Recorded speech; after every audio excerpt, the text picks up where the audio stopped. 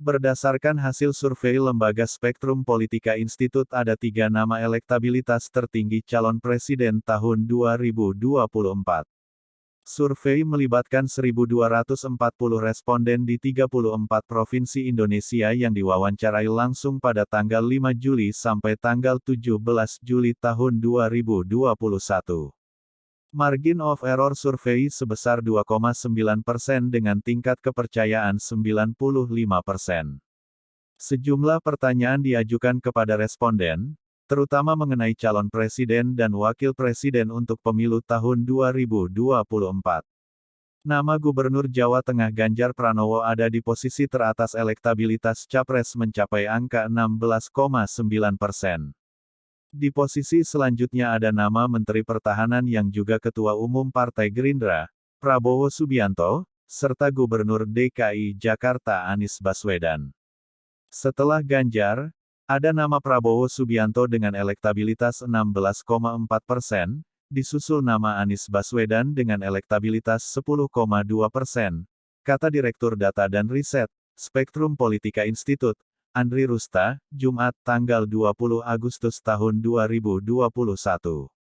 Andri menjelaskan, untuk elektabilitas capres dengan simulasi menggunakan kartu nama-nama calon presiden, juga bersaing ketat antara Ganjar Pranowo yang memperoleh suara 21,9% dan Prabowo Subianto yang mendapatkan 20,6%. Sedangkan Anies memperoleh 13,8% dukungan masyarakat.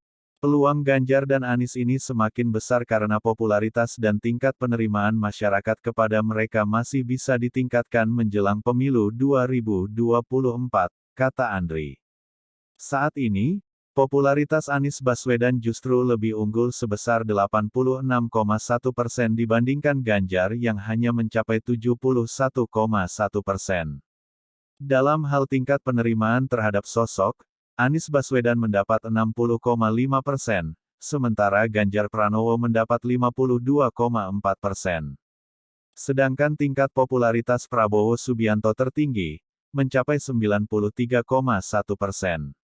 Dan tingkat penerimaan masyarakat sebesar 65,3%. Lembaga survei Spektrum Politika Institute juga melakukan survei dinamika persepsi masyarakat terhadap partai politik, parpol, pasca pemilu tahun 2019. Hasilnya, elektabilitas PDIP masih tetap tertinggi. Meski begitu, terjadi persaingan ketat di antara partai politik yang ada di DPR untuk menjadi partai dengan perolehan suara terbesar di DPR. Andri mengatakan survei dilakukan pada waktu dan dengan metode yang sama seperti survei elektabilitas capres. Sejumlah pertanyaan diajukan kepada responden, terutama mengenai elektabilitas partai politik yang ada hari ini.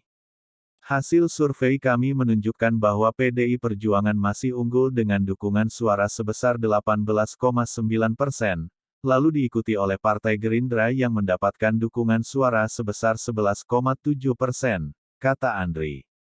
Posisi selanjutnya ada Partai Kebangkitan Bangsa (PKB), yang memperoleh dukungan sebesar 7,9%, Partai Golkar dengan dukungan suara sebesar 6,7%, dan urutan kelima adalah PAN dengan dukungan sebesar 6,2%.